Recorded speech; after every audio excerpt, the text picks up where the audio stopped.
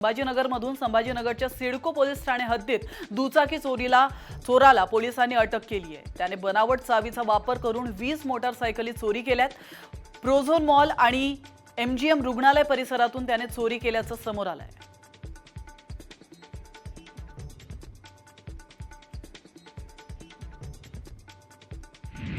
धाराशिवमध्ये येरमाळामध्ये श्री येडेश्वर मंदिराच्या देवीच्या चैत्र पौर्णिमा यात्रेला सुरुवात झाली आहे। पुढील 5 दिवस ही यात्रा चालणार आहे। दरम्यान चैत्र पौर्णिमेच्या निमित्ताने देवीची मिरवणूक निघणार आहे, तर चुनखडी वेचण्याचा मुख्य कार्यक्रमही या ठिकाणी उद्या पार पडणार आहे।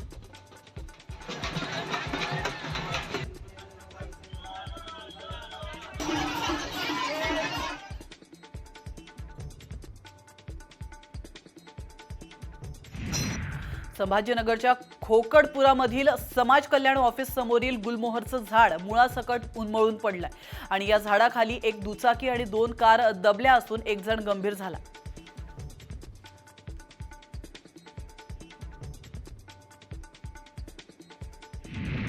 हिंगोलीच्या बाळापूरमध्ये बोल्डा परिसरामध्ये नागरिकाचा मृतदेह आढळलाय। हा तरुण मद्यप्राशन करून रस्त्याच्या कडेला पडला होता आणि त्यात उष्माघातामुळे त्याचा मृत्यू झाल्याचा अंदाज पोलिसांनी वर्तवलाय। मृतदेह शवविच्छेदनासाठी नेण्यात आला असून तरुणाची ओळख पटवण्याचा प्रयत्न पोलीस करतात।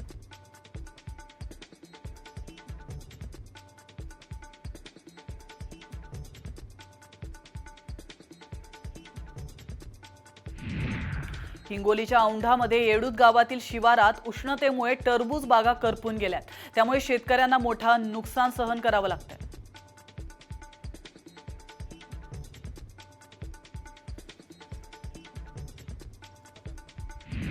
बीडच्या शिरूरमध्ये जुन्या वादातून एका तरुणाचं त्याच्या आईसह अपहरण करत अमानुष मारहाण करण्यात आली आहे। मारहाणीमुळे तरुणाच्या शरीरावर गंभीर जखमा झाल्यात। आरोपी विरोधात गुन्हा दाखल करण्यात आलाय, मात्र आरोपी अद्यापही फरारच आहे। त्यामुळे पोलीस यंत्रणा नेमकी करते काय असा सवाल उपस्थित होतोय।